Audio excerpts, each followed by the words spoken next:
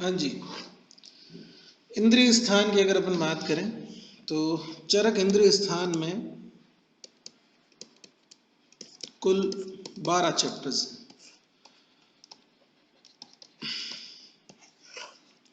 इंद्रिय स्थान को रिष्ट स्थान या अरिष्ट स्थान भी कहते हैं।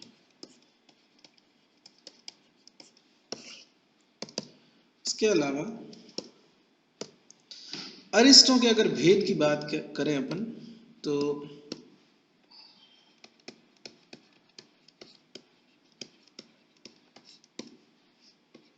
चरक ने 2 प्रकार के अरिष्ट माने हैं, पुरुष आश्रित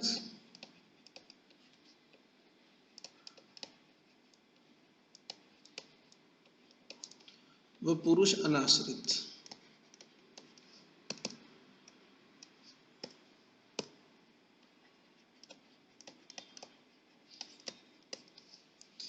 चक्रपाणि ने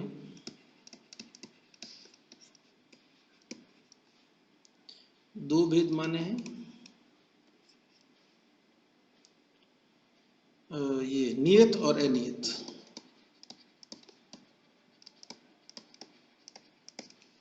वाग्भट ने भी 2 भेद माने हैं, स्थायी व अस्थायी।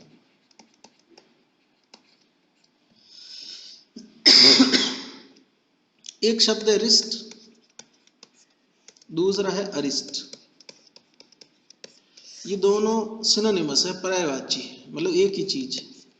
तो रिष्ट इज इक्वल टू अरिष्ट। अब फर्स्ट चैप्टर जो इसका है उसका नाम है वर्ण स्वर इंद्रिय व्याख्यासाम।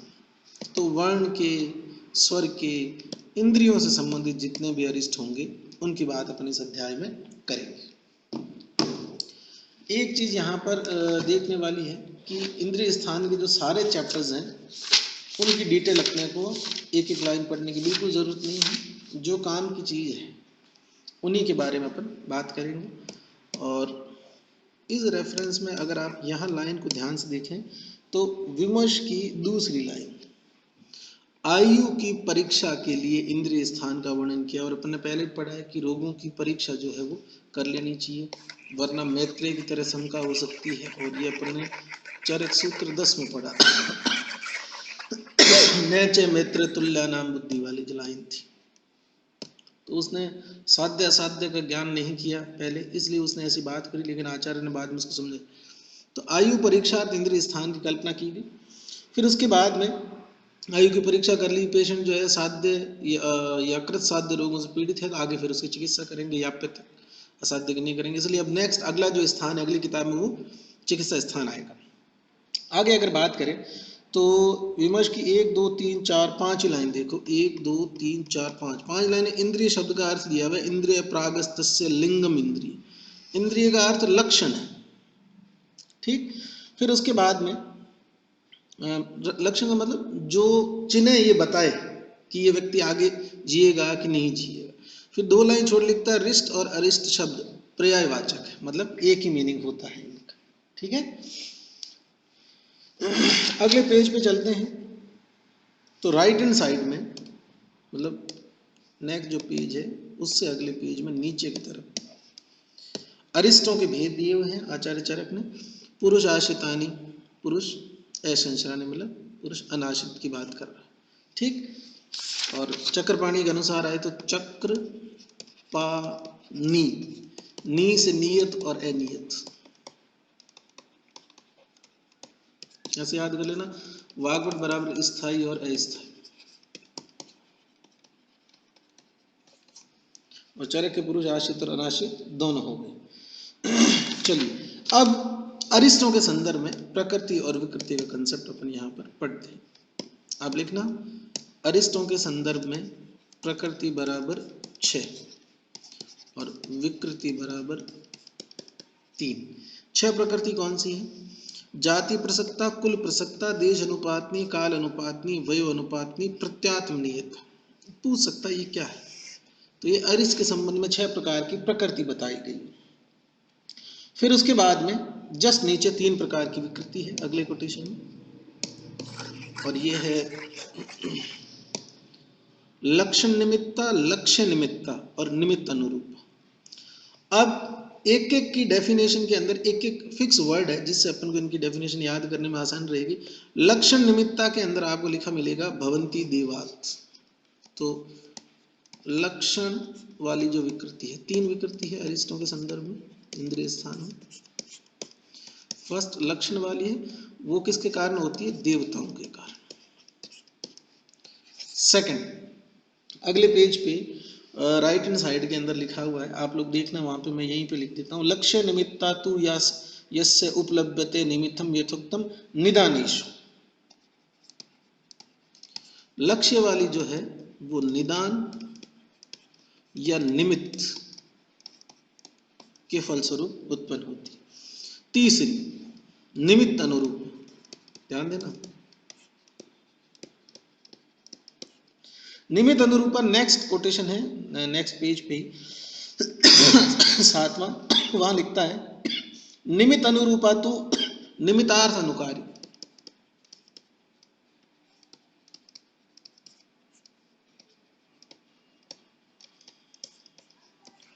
ये तीनों टुकड़े याद कर लेना। अगर इनसे संबंधित कोई लाइन आए तो लक्षण वाली में देवात मिलेगा, लक्ष्य में निदान या निमित्त मिलेगा, और निमित्त अनुरूपा में निमित्तार्थ अनुकारी मिलेगा।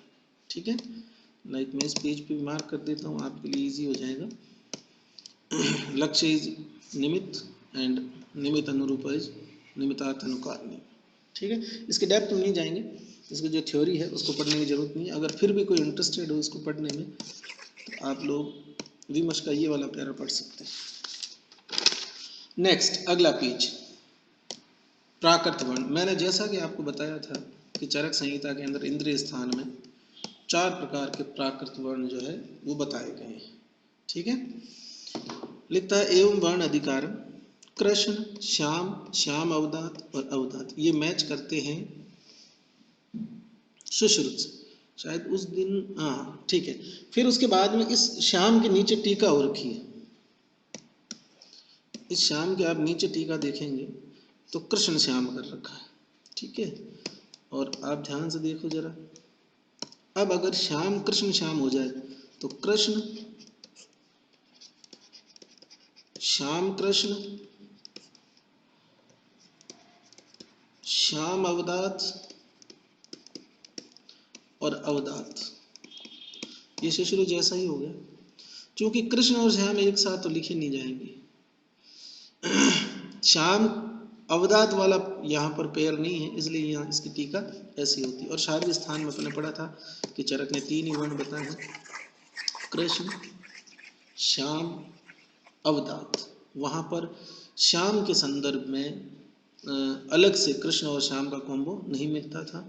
और महाभूतों की अगर बात करें तो पीवी बराबर कृष्ण था, फिर जो बच गए 3 वो गौर था, और 5 मिलने पर वहाँ श्याम हो रहा था।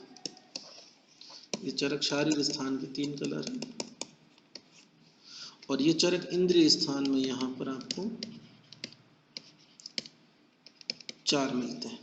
क्योंकि संहिता के मूल में श्याम है और टीका में श्याम कृष्ण है, तो अगर मजबूरी में आंसर करना पड़े कि इंद्रिय स्थान में निम्न में से कौन सा कलर जो है वो आचार्य चरक ने उल्लेखित किया है नहीं किया है, तो श्याम वाली जो कंडीशन है वो श्याम भी मानी जा सकती है अकॉर्डिंग टू कंडीशन, और श्याम कृष्ण भी मानी जा सकती है। ठीक, बाकी श्याम कृष्ण वाला ज्यादा चलन में। नेक्स्ट विकृत वर्ण। विकृत वर्ण यहाँ पर 5 प्रकार के बताए गए, और आप जानते हैं कि अपन अभी भी चाहे मॉडर्न हो चाहे आयुर्वेद हो, स्किन का जो कलर है या बॉडी के जो ऑर्गन्स हैं उनका कलर देख के बहुत सारे डिजीज का क्लिनिकल एग्जामिनेशन में अपन डायग्नोसिस बनाते समय उसका यूज करते हैं। पहला लिखता है नील, ब्लू इज डिस्कलरेशन। शाव इंपॉर्टेंट है, शाव मतलब शाही जैसा, मीन्स साइनोसिस की बात कर रहा है। शाव इज विकृत, याद करना बहुत आसान, शाव वैसे विकृत। और श्याम, ये प्राकृत है। ठीक बात। अब 5 प्रकार के विकृत वर्ण यहाँ पर है, नील, श्याम, ताम्र, हरित और शुक्ल। नील, श्याम, ताम्र, लाइक इसमें होता है आपका सिवित्र के अंदर। फिर उसके बाद में हरित, स्यूडोमोनास इन्फेक्शन में, और शुक्ल, सफेदी, एनीमिया बेस्ट एग्जांपल। तो ये 5 प्रकार के विकृत वर्णों की यहाँ पर बात हो रही है। ठीक, ये 5 आपको याद करना। तो प्राकृत 4 है, विकृत 5 है। देन आगे बढ़ते हैं अपन। तो राइट हैंड साइड में स्वर अधिकार आता है। जितना बता रहा हूँ इंद्रिय स्थान में उतना ही पढ़ना है, उसके अलावा कोई भी चीज़ पढ़ने की जरूरत नहीं है, क्योंकि वो पूछी नहीं जा सकती। उसके बारे में कोई स्ट्रॉन्ग एविडेंस या ऐसी चीज़ नहीं है जिससे क्वेश्चन राइज किया जा सके, रूटीन बातें बताई हुई है। ठीक, तो सीधा यही पढ़ेंगे। स्वर अधिकार के अंदर ये प्राकृत स्वर है, मतलब ऐसे स्वर अगर है तो पेशेंट ठीक होगा। हंस, क्रोच, है ना, दंदुभी, कलविंग, काक, कपूत, जर्जर अनुक्रम, जर्जर शब्द। अब गला खराब होता है तो भी शब्द जर्जर हो जाता है, तो ठीक होने वाली बात। तो याद रहे कि जर्जर शब्द एक प्राकृत शब्द है, विकृत नहीं। अब आते हैं विकृत शब्दों। वैसे ध्यान रखा जाए तो जितने भी जानवरों के, पशु पक्षियों के नाम आते हैं वो सब प्राकृत वर्ण ही होते हैं, इंक्लूडिंग जर्जर। लेकिन एक जानवर ऐसा है जिसका रिकॉर्ड पहले से खराब है, और यहाँ लिखा है एड। एड मतलब भेड़। तो एड कहे या भेड़ कहे, ये विकृत है। इसके अलावा जो भी तुमने आज तक नहीं सुना हो वैसा कुछ लिखा हुआ तो वो सब भी क्या है, विकृत वर्ण। नेक्स्ट अगला पेज, एक लक्षण लिखा हुआ है। आपसे एग्जाम के अंदर ये लाइन देके पूछ सकता है किस रोग का है, तो आपको सिंपली आंसर करना है कि भैया कोई रोग नहीं है, ये क्या है, अरिष्ट का लक्षण है। स्नेह मुखार्दो सुव्यक्तो रुक्ष मुख अर्धेवसम, आधा मुख चिकना आधा सूखा। मुख अर्धे प्रेत लक्षण, प्रेत लक्षण मतलब मरने वाला है। ठीक, नेक्स्ट राइट हैंड साइड में एक और ऐसी लाइन जिसको अपन को ध्यान देना है, क्योंकि किसी डिजीज से मिमिक करने जैसी लग सकती है जब आप सारा सिलेबस पढ़ लो तो। यश्च नील उभव ओष्टो पक्व जम्बू सन्निधो, नीले पके हुए जामुन जैसे दोनों होठ दिखे। धीरो गत आयुषम, गत आयुषम मतलब जिसकी आयु अभी खत्म होने वाली, मतलब वो मरने वाला। नेक्स्ट चैप्टर, अगले चैप्टर की बात करें तो चैप्टर का नाम जो है वो है पुष्पित, पुष्पित कम इंद्रिय। लिखता है पुष्पम यथा पूर्वम फलिष्येदम भविष्यतम, फूल को देख के आप फल का अनुमान कर सकते हैं। तथा लिंगम अरिष्टम पूर्व रूपम भविष्य, तो ये बोल रहा है जिस मरिष्यतम, जिस तरह से फूल को देख के फल का अंदाजा लगा लेते हैं अपन, वैसे ही अरिष्ट लक्षणों को देख के और भविष्य में होने वाली मृत्यु का पता लगाया जा सकता है। क्लियर बात। आगे बढ़ोगे तो हिंदी में पैरा लिखा हुआ है, और चूंकि आजकल थ्योरेटिकल क्वेश्चंस का टाइम चल रहा है तो ये पैरा पढ़ने लायक है। कहता है ऐसे बहुत से फूल होते हैं जिनके फल नहीं लगते, तथा ऐसे बहुत से फल भी होते हैं जिनके पहले फूल नहीं आते, लेकिन शरीर में उत्पन्न हुए अरिष्ट नाश मृत्यु के बिना नहीं होता, तथा ऐसी कोई मृत्यु नहीं होती जिसके बिना। ये बोल रहा है बिना फूल के फल लग सकता है पर बिना अरिष्ट के मृत्यु नहीं हो सकती। बात समझ आ रही? तो बिल्कुल सही बात है। फिर चक्रपाणी के दिए हुए अरिष्ट के नियत और अनियत दो भेद बताए चक्रपाणी ने, विमर्श में कहीं पढ़े होंगे। फिर नीचे वाग्भट के लिखे हुए हैं, वाग्भट ने भी अरिष्टों के भेद बता लिखा है। द्विविध स्यात्, स्थायी अस्थायी विभेदित। ठीक है, नाउ नेक्स्ट पेज को स्किप करना है और अगले पेज पे चलना है ऊपर की तरफ। ऊपर की तरफ आप चलोगे तो यहाँ पर पुष्पित पुरुष के लिए लिखा हुआ है तमाहु पुष्पितम नरा मरण लक्षणम से ना मतलब नर, संवत्सराद देह जयातिथि निश्चित। लिख लो, पुष्पित पुरुष का अरिष्ट 1 वर्ष या 1 संवत्सर, मतलब जिसमें फूलों के समान गंध आने लग जाए जिसके शरीर से, तो वो व्यक्ति 1 वर्ष में मृत्यु को प्राप्त हो जाएगा। फिर उसके बाद नीचे लिखा हुआ है, ये भी थ्योरेटिकल क्वेश्चन का बेस बन सकता है कि स्टेर यदि व अनिष्टे सच पुष्पित उच्चते। जरूर नहीं उसके शरीर से बुरी बदबू आए, अच्छी भी आ सकती, मतलब अच्छी और बुरी दोनों तरह की, ईस्ट और अनिष्ट स्मेल इंडिकेट करती है कि ये पुष्पित पुरुष का लक्षण है, मतलब उसमें पुष्पित नामक अरिष्ट जो है उत्पन्न हो चुका है। नेक्स्ट अगले पेज पे रसादि का लिखो। रसेंद्रिय का अरिष्ट अनुमान प्रमाण द्वारा जाना जाता है। रसारिष्ट अनुमान गम्य तम अनुमानेन विद्याद विकृतियां गम्य। आप जानते हैं कि इसको प्राकृत करना जो है संभव नहीं। अब इसमें कुछ एग्जाम्पल दिए, आप चाहें तो इसको देख सकते हैं। मक्षिकाश्च एवं युकाश्च दशाश्च मस्के। जो मनुष्य होता है उसका जब शरीर वीरस हो जाता है तो ये जो मच्छर मक्खियां हैं ये उसके शरीर पर नहीं बैठते। नेक्स्ट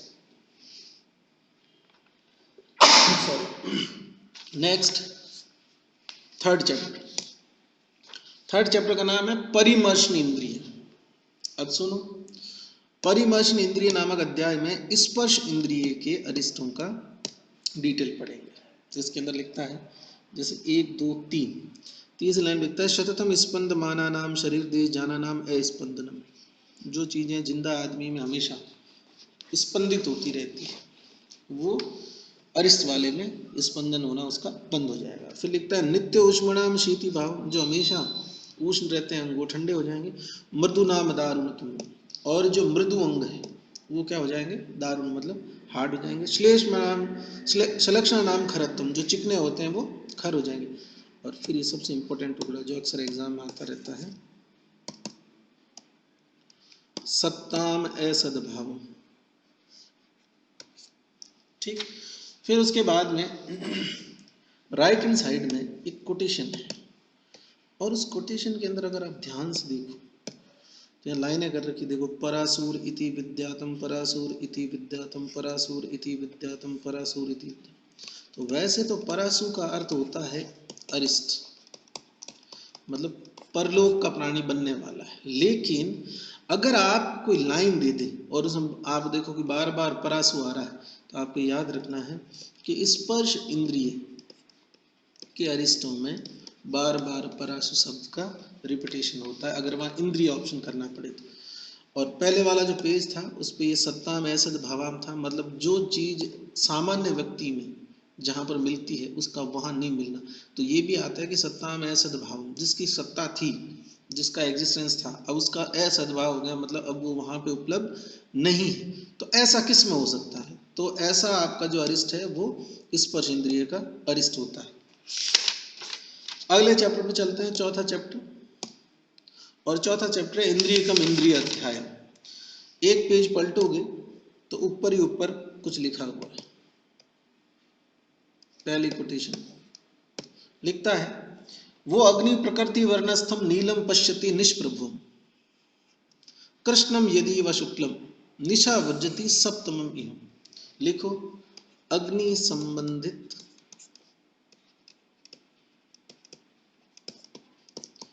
अरिष्ट 7 रात्रि या 7 दिन के दो, मतलब आग जल रही है सामने और उस जलती आग, सामान्य आग के अंदर उसको कलर दिख रहे हैं वैसे ही नीला काला श्वेत, तो कितने दिन का अरिष्ट है, 7 दिन का। और वैसे अग्नि के 7 फेरे ऐसे अपन शादी के संदर्भ में याद करते या बोलते, तो ऐसे आप याद रख सकते।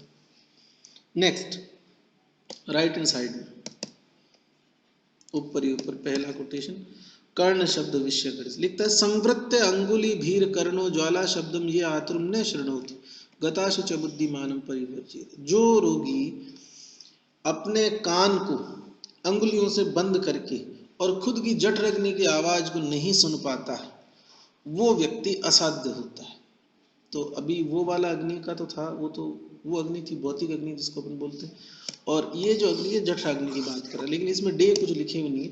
फिर भी अगर थ्योरेटिकल क्वेश्चन आ जाए तो आपको सत्य असत्य में पूछ सकता है कि अगर कोई व्यक्ति अपनी कानों को जो है अंगुलियों से बंद कर देता है और उसको अपनी जठ रगने की आवाज सुनाई नहीं देती है तो वो व्यक्ति है, तो वो अरिष्ट लक्षण। अब इसमें क्या कहना चाहते हैं आचार्य, ये थोड़ा सा कम क्लियर है।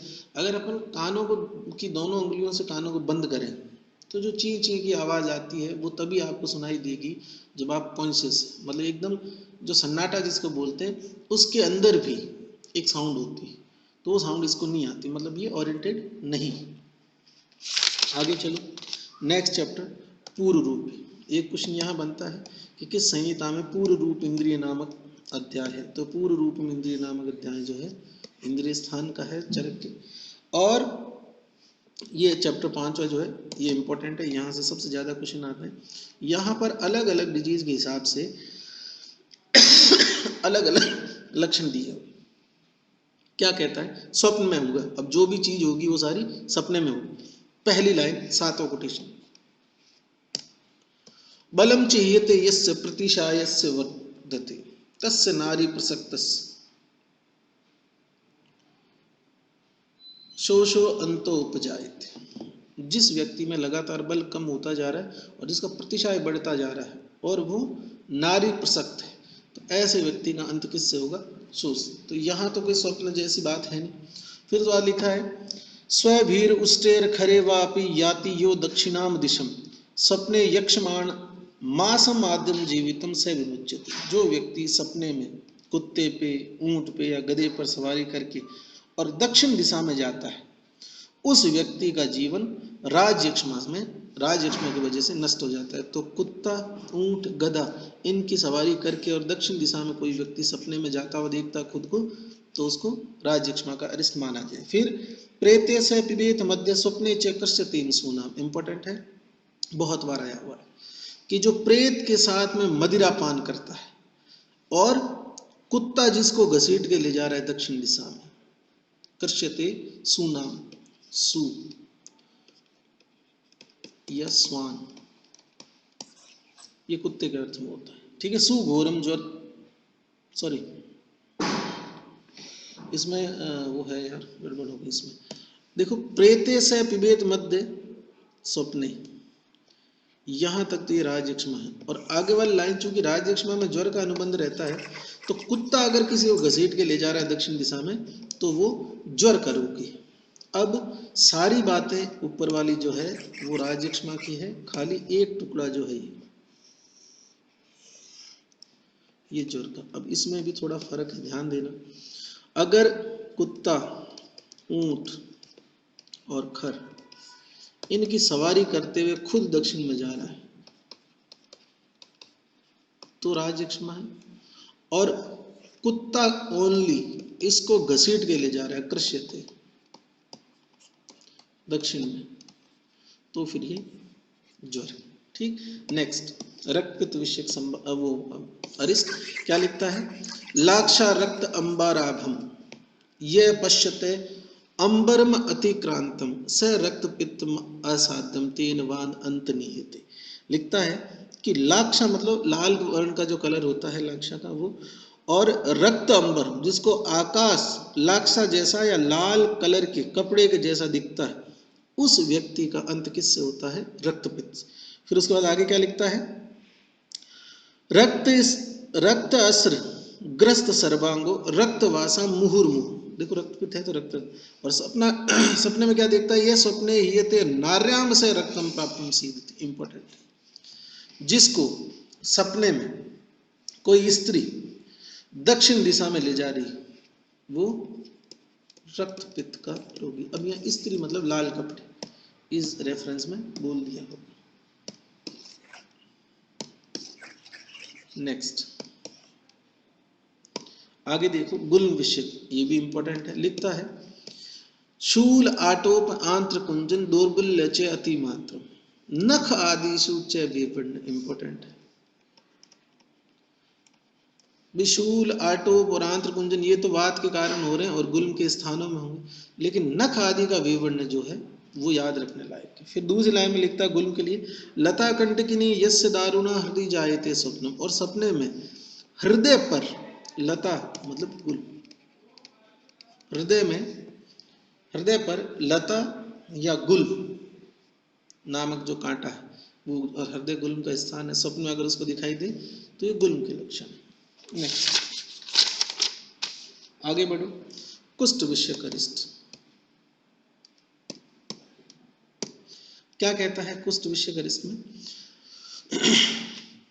शतानी च न रोहंती कुष्ठेर मृत्युहीनस्ति। घाव है जो ठीक ही नहीं हो रहा, इसका मतलब ये कुष्ठ का अरिष्ट। फिर लिखता है नग्नस्य आज्यव अवसिक्तस्य जुह्यतो अग्निम अर्चिषम। जो व्यक्ति स्वप्न में खुद के शरीर पर घी का अभ्यंग करके और खुद को आग में जलते हुए पाता है या हवन की अग्नि में खुद को झोंकते हुए देखता है, वो कुष्ठ का अरिष्ट। तीसरा पद्मानी उर्सी जायन्ते। पद्म मीन्स क्या? पुंडरिक, और पुंडरिक क्या है? कुष्ठ। कहाँ हो रहा है? उर में। और प्राय करके सिद्ध के लिए पढ़ते हैं अपन कि सिद्ध कहाँ होता है? उर में। तो पुंडरिक उत्पन्न हो रहा है उर में या पद्म उत्पन्न हो रहा है उर में, तो पक्का किसका? कुष्ठ का। पद्मानी उर से जायन्ते सब। नेक्स्ट आगे देखें प्रमेय विषयगरिष्ठ। क्या लिखता है? स्नान अनुलिप्त गात्रे अस्मिन् गृधृति मक्षिका। स्नान वगैरह किया, लेप वगैरह किया, फिर भी शरीर में मक्खियां बैठ रही, ये प्रमेय का अरिष्ट। फिर लिखता है स्नेहम दो विदम स्वप्ने चंडाले से पीबेतम। चांडाल के साथ स्नेहपान,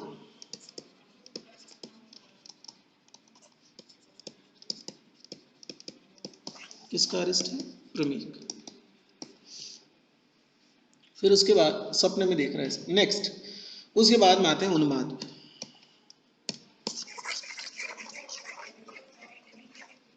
क्या लिखता है उन्माद के लिए? आहार द्वेषणम पश्यनम लुप्त चित्तम उदरदितुम। मोस्ट इंपोर्टेंट है, लुप्त चित्त उदरदितुम विद्याद धीरो मुर्मुसूर तम उन्मादेन उक्तापित। लुप्त चित्त और साथ में उदर, और उदर का संबंध उन्माद से मैंने आपको निदान में बताया। लुप्त चित्त है मतलब उन्मत्त है जिसका चित्त। फिर उसके बाद में आगे लिखता है क्रोधनम त्रास बहुलम। और त्रासन उन्माद के निदानों में था और विपरीत अर्थकारी चिकित्सा में भी था। फिर उसके बाद लास्ट लाइन में नृत्य रक्षो गणे। राक्षसों के साथ में नृत्य।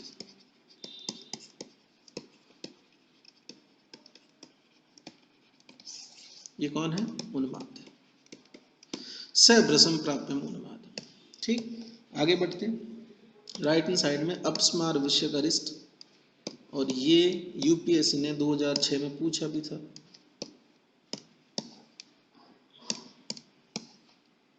क्या कहता है? असतम पश्यति। इंपोर्टेंट करना इसको, ये यूपीएससी में पूछा था 2006 में। अब असतम पश्यति का मतलब है कि जो व्यक्ति अंधकार नहीं होने पर भी अंधकार देखता है। ठीक है, एक लाइन छोड़ के आगे लिखता है मतम नृत्यम प्रेतो हरति या नरम सपने हरति तम मृत्यु। ये व्यक्ति प्रेतों के साथ नाच रहा है। और मोस्ट इंपोर्टेंट बात सुनना, उन्माद नृत्यविद राक्षस, अपस्मार नृत्यविद प्रेत। ये बात समझ में आनी चाहिए। ठीक है, और राजयक्ष्मा वाला देखो क्या था, मैं यहां देख लेता हूं। राजयक्ष्मा वाला जो था उसमें मद्यपान विद प्रेत, ये फर्क। मद्यपान राजयक्ष्मा में होता है, स्त्री मद्यमास प्रेत है ना। तो मद्यपान अगर कर रहा है प्रेतों के साथ तो वो ये। ठीक है, और खुद कुत्ते पे, ऊंट पे और खर मतलब गर्दभ पे सवारी करके और दक्षिण में जा रहा है, ये राजयक्ष्मा है। और सुनाम कृष्यते तो फिर ये ज्वर है। ये खास खास बात है इसकी। चलिए अब आगे देखो क्या कहता है बहिरायाम के संदर्भ में। लिखता है स्तंभ्यते प्रतिबुद्धस्य हनुमन्य तथा यक्षिणी।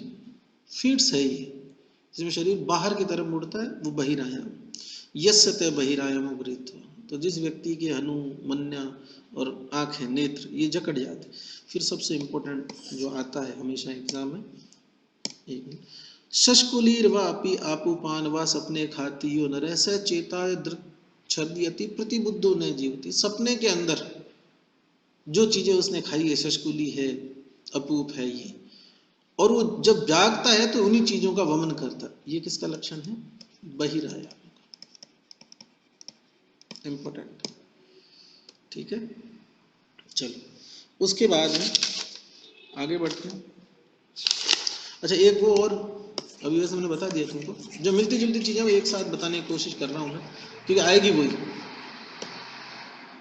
गुल में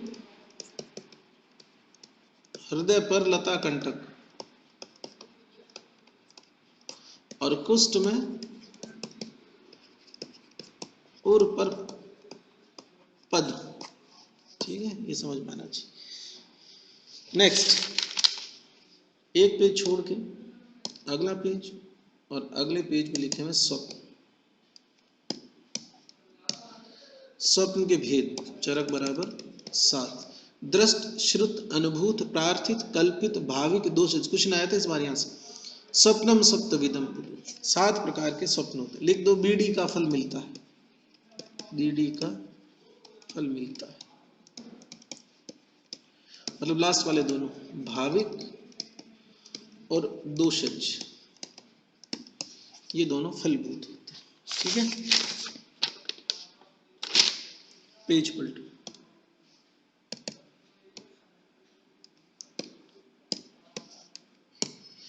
क्या लिखता है? दृष्टम, सॉरी ये कोटेशन, दृष्टम प्रथम रात्रे यह स्वप्नम सो अल्प फलो भवेतन न स्वप्नेद इयं पुनर्दृष्टाम स सद्यम स्यात् महाफल। हिंदी देखना, आ सकता है क्वेश्चन। जो स्वप्न रात्रि के प्रथम प्रहर में देखा जाता है वो निष्फल होता है, और जिसको देखकर पुनः शयन नहीं किया जाए, मतलब जो सुबह का स्वप्न होता है वो महाफलदायी होता है, मतलब सच्चा होता है। तो अगर अपने को ऐसा सपना आए कि भाई सिलेक्शन हो गया, तब तो वापिस होना नहीं, किताब लेके बैठ जाना है। और ऐसा सपना आए कि भाई मैं तो बॉर्डर पे रह रहा हूँ, तो उस टाइम वापस हो जाना। इसके हिसाब से तो यही हुआ। नेक्स्ट चैप्टर छठा, अपने को छोड़ना है, यूजलेस है, नहीं पढ़ना है, इसमें पढ़ने जैसा कुछ है नहीं। फिर आते हैं 7वें में। 7वां लिखता है पन्न रूपीय इंद्रिय। ठीक, और आप लाइन देखो 7वां भी इंपॉर्टेंट है, छाया प्रभा वाला सारा सीन इसी में। पन्न रूपीय, पन्न का अर्थ होता है पतन के अर्थ में, मतलब नष्ट होना। रूप इंद्रिय, रूप इंद्रिय का मतलब जो अभी बात करेंगे, छाया प्रतिछाया आभा वाली। कोटेशन देखो, दृष्टाम यस्य भी जानियात पन्न रूपा कुमारिका। जिस व्यक्ति की नेत्र में प्रतिछाया स्वरूप जो कुमारिका बनती है वो नष्ट हो गई। अब कुमारिका क्या है? आप मेरे सामने बैठे हैं तो आपकी इमेज मेरे नेत्र में बन रही है, उसको कुमारिका बोलते हैं। तो जिस व्यक्ति की कुमारिका नष्ट हो गई उसको क्या कर देना चाहिए? मतलब अरिष्टयुक्त है वो, ऐसा मान लेना चाहिए। Now next, right hand side में आकृति के भेद मैंने आपको बताए थे। वैसे संस्थानम आकृति गेयम सुषमा विषमा चैसा, संस्थान या आकृति एक ही बात है, और इसके दो भेद थे, सुषमा और विषमा, सिमेट्रिकल और एसिमेट्रिकल। फिर आगे लिखता है मध्यम अल्पम महचक्तम प्रमाणम त्रिविध नारायणाम। और आकृति के यहाँ पर संस्थान या आकृति के पहले सुषमा विषमा से 2 भेद किए, और देह के यहाँ पर 3 भेद कर दिए, मध्यम, अल्प और महान। आगे देखो, प्रतिछाया क्या होती है? प्रति प्रमाण संस्थानाम जल दर्शात पादिशम छाया या से प्रतिछाया छाया वर्ण प्रभा। प्रतिछाया का मतलब जो अपन मिरर में देखते हैं, पानी में देखते हैं खुद की छाया, जिसमें राइट और लेफ्ट उल्टे हो जाते हैं, वो प्रतिछाया है। तो भाई इसमें जल में या आतप में जो आपकी छाया दिखती है उसको क्या कहते हैं? प्रतिछाया। फिर लिखता है छाया शरीरगत वर्ण और प्रभा के आश्रित होती। लिखो, छाया बराबर सिंगल आंसर क्या करना है? प्रभा आश्रित। और बोथ आंसर करना हो तो फिर वर्ण व प्रभा दोनों के आश्रित।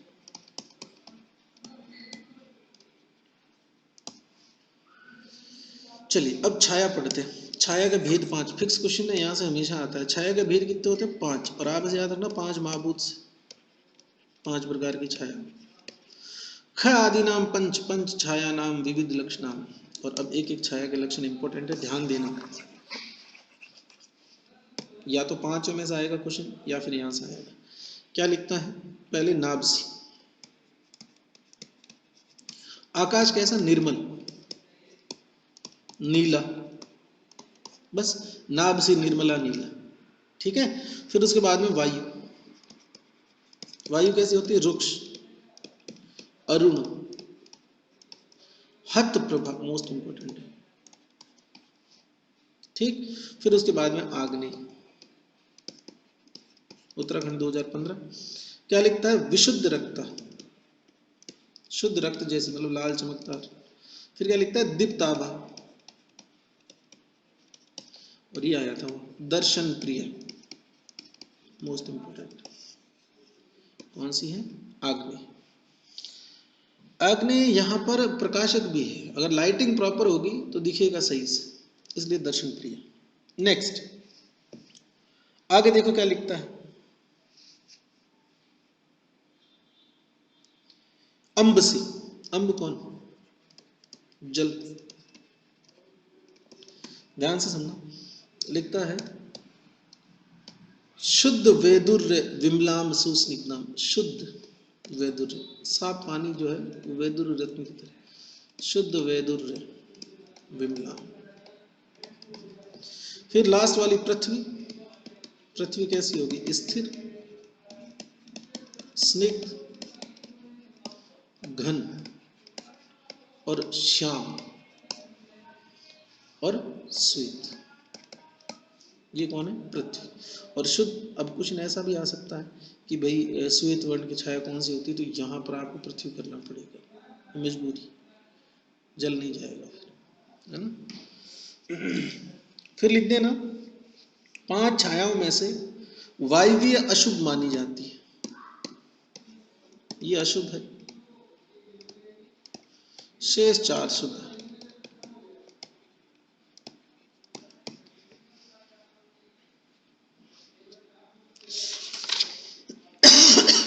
ये स्पेशली ध्यान देने वाली चीजें हैं जो मैंने आपको बोली है, एक तो दर्शन प्रिया और एक श्वेत वाली, बाकी तो एक हत प्रभा। हत मतलब विनाश, और विनाश एक ही करती है वायु। चलो नीचे भी यही लिख रहा है इसी पेज पर, वायु भी गर्हिता, गर्हिता मतलब त्याज्य, तो आसाम चतुर सुख होते हैं, बाकी के 4 जो है वो सुखदायी है। नेक्स्ट पेज पलटोगे, 5 प्रकार की छायाओं की टेबल बनी हुई है, और यूजी वालों के लिए बड़ा इंपॉर्टेंट पोर्शन है ये, कभी कभार 5 नंबर 10 नंबर में चरक के पेपर में आता है। नेक्स्ट प्रभा, लिखो प्रभा के भेद 7।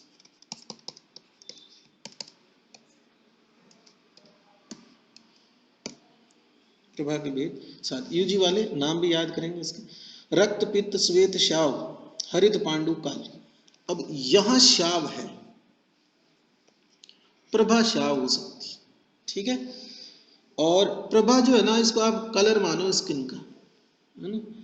फिर उसके बाद में इसी पेज पर लिख दिया जो मैंने आपको बोला था, छाया प्रभा आश्रित, छाया किसके आश्रित है? प्रभा के। 2 करना हो तो प्रभा और वर्ण दोनों, पहला आंसर 2 ही करना अगर बोथ ऑप्शन दिखे। नेक्स्ट अगले पेज पर एक टेबल दी हुई है जिसमें छाया और प्रभा में अंतर दिया है, यूजी वाले इसको पक्के से याद करना, 5 नंबर का क्वेश्चन आता है। पीजी वाले सुने, छाया वर्ण और प्रभा के आश्रित है लेकिन प्रभा स्वतंत्र है। छाया की उत्पत्ति प्रत्येक महाभूत से होती है लेकिन प्रभा की उत्पत्ति तेजस महाभूत से होती है। छाया के भेद ये 5 है, प्रभा के भेद ये 7।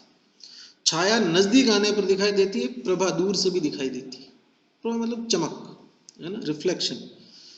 छाया वर्ण को आच्छादित करती है, प्रभा वर्ण को चमकाती है।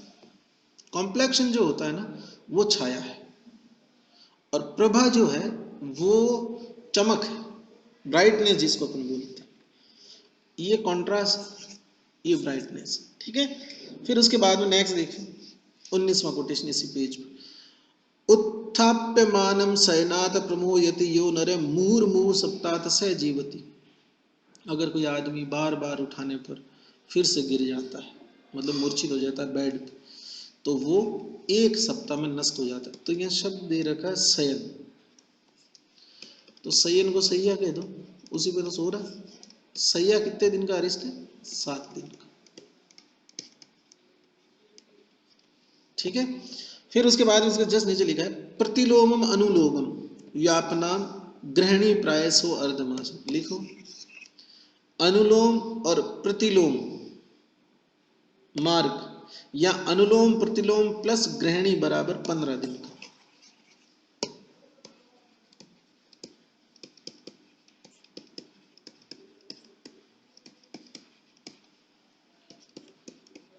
अब सुनो, किसी के अनुलोम मार्गों का रोग है प्रतिलोम में चला जाए या प्रतिलोम वाला अनुलोम में आ जाए तो वो 15 दिन में निपटेगा और ग्रहणी में 15 दिन निपटेगा। और अगर आप लोगों को थोड़ा सा भी पता है तो चरक चिकित्सा का 15वां अध्याय क्या है? ग्रहणी। 15वां अध्याय 15 दिन अर्धमास और 15 बराबर प्रतिलोम। ऐसे याद रहेगा इंद्रिय स्थान, तो ऐसे याद कर लेना इसको, ठीक है। नेक्स्ट पेज पलटो, फिर एक और पेज अगला राइट हैंड साइड का जहाँ चैप्टर खत्म हो रहा है वहां लिखते हैं निश्चितम यस्य मासम स्यातु अस्थिषु एवं दृश्यते। जिस व्यक्ति के शरीर में मांस एक जगह पर इकट्ठा हो जाए और स्किन और हड्डियां दिखने लग जाए, वो कितने टाइम में निपट जाएगा? 1 मास में। तो आप ऐसे याद रखो, मास बराबर मास, ये मास तो महा है ना, तो मास जमने वाला अरिष्ट कितने का? 1 महीने का। नेक्स्ट चैप्टर इसी पेज पे 8 क्या कहता है? अवाक शिरस्य इंद्रिय। अवाक सिर मतलब उल्टा। अवाक सिरम या जिह्वा वा तस्य वा विशिरा भवेतम जंतो रूप प्रति छायाम न इच्छेद चिकित्सा। अरिष्ट है, बस ये याद रखना है कि किसी की पानी की परछाई उल्टी दिखने लग जाए, मतलब परछाई में सिर नीचे और पांव ऊपर दिखे जबकि आदमी तो पांव पे खड़ा है, तो ऐसे आदमी को अरिष्टों से ये समझना चाहिए। नेक्स्ट आगे देखो,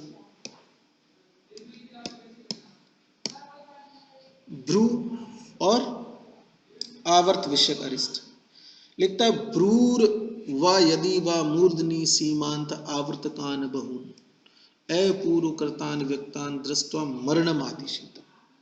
लिखो भ्रू, भ्रू और ये आवर्त, भ्रू आवर्त आदि स्वस्थ व्यक्ति में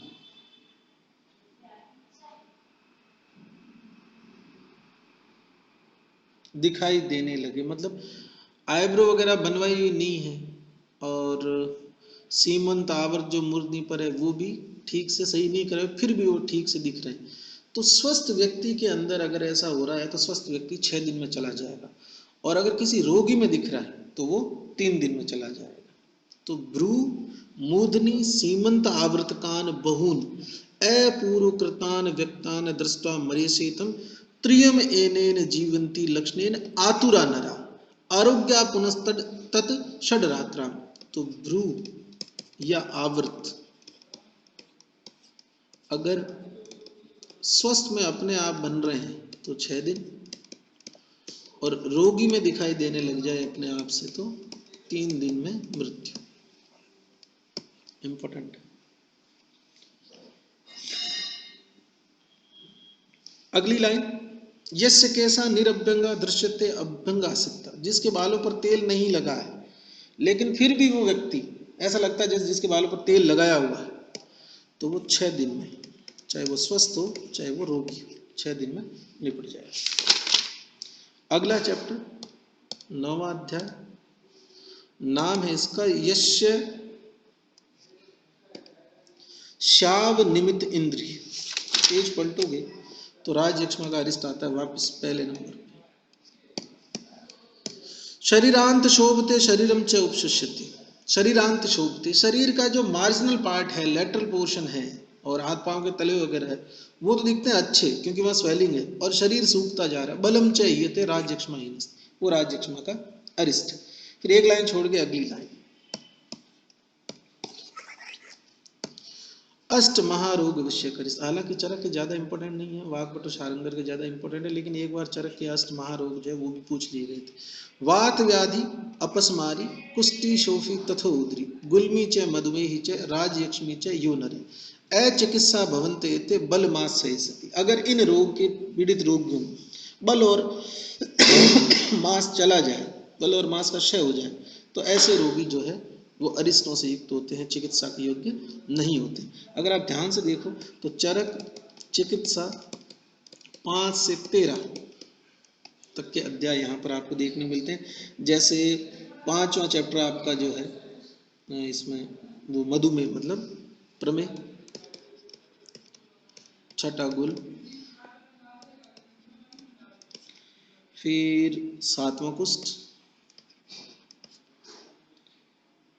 फिर उसके बाद में 8वां उन्माद गायब है, 9वां शतसेन भी गायब है, 10वां अपस्मार, फिर 12वां शोफ, 13वां उदर, है ना। तो 5 से 13 तक जो रोग है उसमें से कितने चैप्टर वाले हो गए? 1 2 3 4 5 6 तो यही हो गए। फिर इसके अंदर और क्या जोड़ा? वात व्याधि, एक आधा और होगा ना, अपस्मार कुछ उधर गुल, हाँ 9वां राज्यक्षमा है ना भाई, 9वां राज्यक्षमा। तो 5 6 7 9 10 12 13, खाली कौन कौन सा नहीं है यहाँ? एक तो 8वां उन्माद नहीं है, और एक तुम्हारे 11वां शतसेन नहीं है।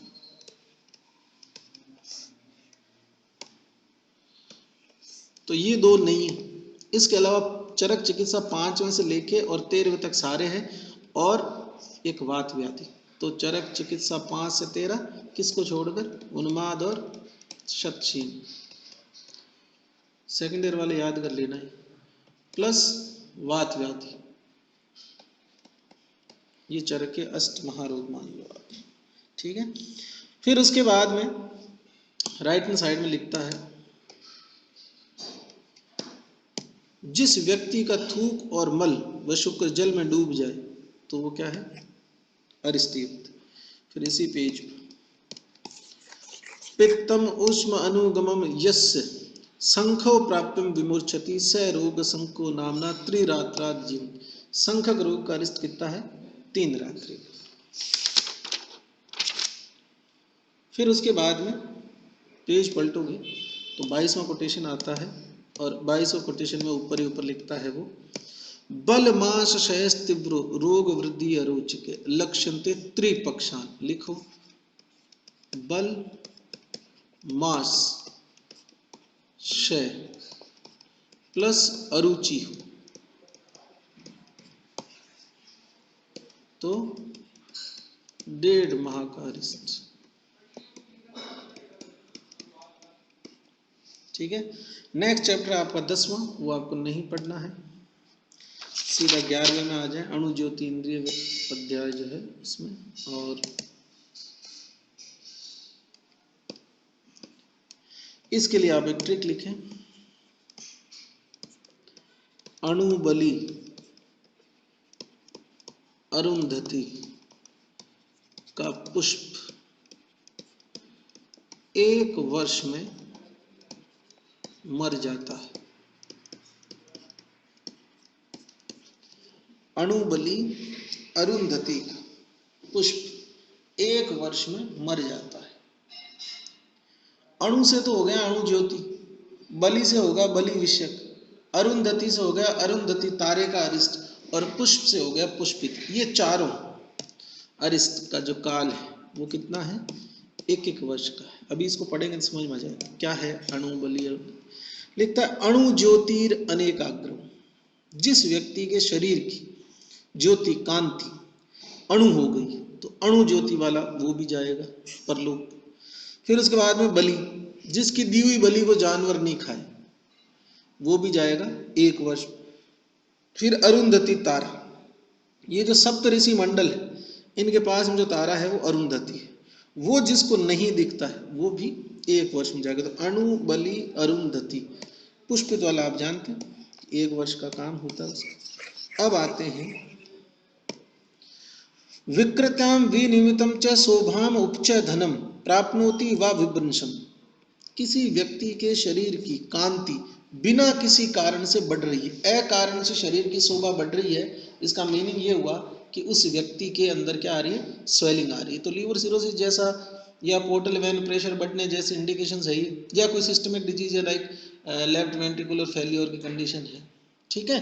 तो इन सब में व्यक्ति जो है वो कितने टाइम में निपट जाएगा, 1 वर्ष। नेक्स्ट इस पेज पे अगली लाइन, यहाँ पर 6 चीजें दी हुई है, भक्ति, शील, स्मृति, त्याग, बुद्धि और बल। ये अगर बिना किसी कारण के 6 चीजें बढ़ रही है तो वो व्यक्ति 6 माह में निपट जाएगा। मतलब 6 चीजों का अकारण नष्ट हो रही है ना, अहेतुकम निवर्तन्ते।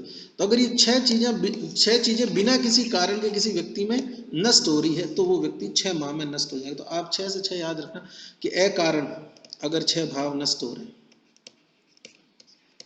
तो 6 माह में वो, और इसकी स्टार्टिंग याद रखनी, भक्ति, शील, स्मृति, त्यागो, बुद्धि, बलम, अहेतुकम, षडेतानि निवर्तन्ते, षड्वीर मासे ऋषि। ये याद रह जाएगा, मुझे पक्का पता है, ठीक है। नेक्स्ट इंपॉर्टेंट चीज है, थोड़ा सा ध्यान देना इधर, इसमें कुछ 2-3 चीजें एक जैसी है इसलिए ध्यान देना जरूर। लिखता है धमनी नाम अपूर्व नाम जालम अत्यर्थ शोभनम ललाटे दर्शते क्षणमास। ललाट पर जो पहले नहीं था वैसा धमनियों का बहुत ही शोभनीय जाल बन जाए, सुंदर जाल बन जाए। तो कितने माह का, 6 माह का। फिर उसके बाद अगली लाइन, लेखा भी चंद्र वक्राभीर ललाटम उपचीयते।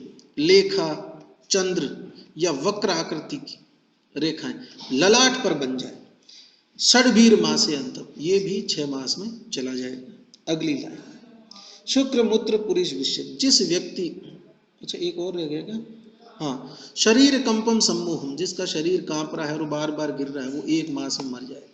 फिर रेतो मूत्र पुरीषाणी यस्य मंजती चे अम्बसी, अभी अपने बात करी थी जिसका शुक्र मूत्र और ये जो है पुरुष ये जल में डूब जाता है तो अरिष्ट है। तो वो कितने महीने का अरिष्ट है, 1 मास का। और बीच ने 2014 में ये पूछ डाला था कि मंजन का या मज्जन का, तो मज्जन बराबर भी महा याद करना, ठीक है। फिर उसके बाद में नेक्स्ट कोटेशन, और ये है आपका 13 नंबर का। अब मैं ये बोल रहा था कि आपको इस पर ध्यान देना, ललाट पे धमनी उस पर बन रही थी आपके मस्तिष्क पर, तो ललाट पर धमनी था, लेखा था, चंद्र था, वक्र था, वो सब 6 मास के थे। अब क्या हो रहा है, ललाटे मूर्धनि बस्तो व नीलम यश्च प्रकाशते राजी बालेंदु कुटिला न से जीवतीर। अब सुनो, जिस व्यक्ति के ललाट पर और बस्ती पर चंद्रमा की तरह ब्लू कलर की रेखाएं वो 1 मास में चला जाता है, ये ध्यान देने वाली बात। तो ललाट विद बस्ती आएगा तो 1 मास है, मतलब 2 चीजों में गड़बड़ होगी ना। और ओनली ललाट पर कुछ बन रहा है तो फिर 6 माह, ठीक है। नेक्स्ट इसी पेज पे, प्रवाल गुट्टी का आभासाम यस्य गात्रे मसूरी का, मोस्ट इंपॉर्टेंट है। प्रवाल की गुट्टिका के समान अगर शरीर पर कोई मसूरी का उत्पन्न हो जाए तो वो मसूरी का जो है उस व्यक्ति का नाश कर दी। नेक्स्ट कोटेशन नंबर 27, इसको इस पेज को स्किप करना, अगले पे चलना। 27 के अंदर लिखता है व्यर्था गतायुषो द्रव्य बिना नास्ति गुणोदय, मोस्ट इंपोर्टेंट है। जैसे द्रव्य के बिना गुण का उदय नहीं हो सकता, मतलब आपके पास मैटर नहीं है तो आप कोई भी गुण जो है वो वहां पर उत्पन्न नहीं कर सकते, वैसे आयु के बिना, मतलब बची हुई वह नहीं है तो उसके बिना व्यक्ति को जीवित रखना संभव नहीं है। मोस्ट इंपोर्टेंट है, रेफरेंस आता है चरक इंद्रिय 11, ये डायरी में लिखे जैसी बात है। फिर उसके बाद में नेक्स्ट पेज पे ऊपर ही ऊपर लिखता है क्रियापथम अतिक्रांताम केवलम देहम आप्लुता चिन्ह कुर्वती यह दोषम अरिस्तम सत्तनिरुच्यते। जो क्रियाओं के द्वारा या क्रियापथ से अतिक्रांत हो गए हैं, ऐसे लक्षणों को जो ये बताते हैं कि लाइन ऑफ ट्रीटमेंट से डिजीज बाहर जा चुकी, इतनी एडवांस हो गई, तो उन्हें अरिष्ट कहा जाता है। ये अरिष्ट की निरुक्ति, इसका भी आपको रेफरेंस याद करना है, चरक इंद्रिय 11। नेक्स्ट अंतिम अध्याय इंद्रिय स्थान का, गो में चूर्ण लिखो। गो में चूर्ण मतलब सिर के अंदर बिना किसी कारण से डैंड्रफ बन रहा है तो 1 मास का अरिष्ट। क्या लिखता है, यस्य गोम्य चूर्णाभम चूर्ण मूर्धनि जायन्ते मासा ततस्य जीवित, 1 मास में उसकी मृत्यु। फिर इसी पेज पर लिखता है, यस्य स्नान अनुलिप्तस्य पूर्वं शुष्यतम आतरो भृशम आद्रेषु सर्वगात्रेषु सो अर्धमासम न जीवित। इंपॉर्टेंट है, लिखो, स्नान करने के बाद में, स्नान करने के बाद में शरीर पर लेप करने पर यदि पहले उर्भाग का लेप सूखे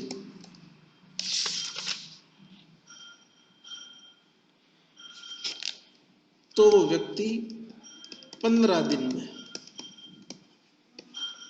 मृत्यु। अब 15 दिन वाले और क्या पढ़े थे, अनुलोम प्रतिलोम ग्रहणी, और एक और जोड़ लो ना, लेप प्रलेप। तो 15 प्रतिलोम प्रलेप ग्रहणी, ये ऐसे हो जाएंगे, अनुलोम और प्रतिलोम साथ में आएंगे, लेप प्रलेप साथ में। तो स्नान अनुलिप्तस्य पूर्वं शुष्यते उरोभृशम, बाकी शरीर पर गीला, आद्रेषु सर्वगात्रेषु सो अर्धमासम न जीवित, वो 15 दिन के अंदर अंदर मर जाता है। पेज पलटोगे तो दूत अधिकार लिखा हुआ लिखता है क्या, मुक्त केशो नग्ने रुदत्त भीषगम आज्ञातम दृष्टा दूतम वर्ण। अगर कोई व्यक्ति खुले बालों से या नग्न स्थिति में रोता हुआ आता है बुलाने के लिए वृद्ध, तो इसका मतलब ये रोगी के लिए अरिष्ट। फिर उसके बाद में आगे सुप्ते बीच जी, डॉक्टर सो रहा है और फिर या फिर डॉक्टर कुछ कर रहा है, मतलब छेदन भेदन वगैरह, और उसके बीच में अगर वो आ जाता है दूत, तो भी वो अरिष्ट। एक लाइन लिखो, स्नान करने के पश्चात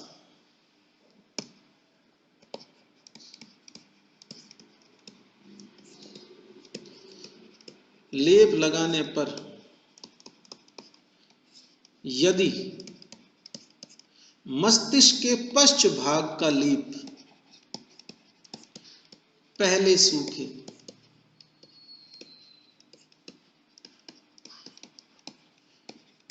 तो ये दीर्घायु का लक्षण है।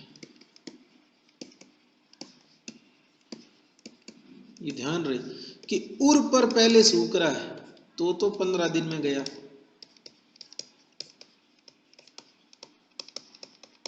और मस्तिष्क के पश्च भाग का है तो फिर दीर्घायु बालक का लक्षण।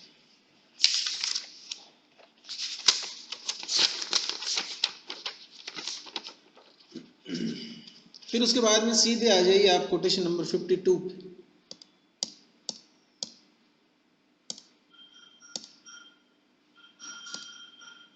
यस, 52 जो कोटेशन है वहां लिखता है, धूम संजायते मूर्धनि दारुणक आख्यम चूर्णकम। ये वही मैं बता रहा हूं कि दारुणक या मूर्धनि चूर्ण वाला जो है वो 1 माह का अरिष्ट। लास्ट कोटेशन ऑफ चर्क पूर्वार्ध,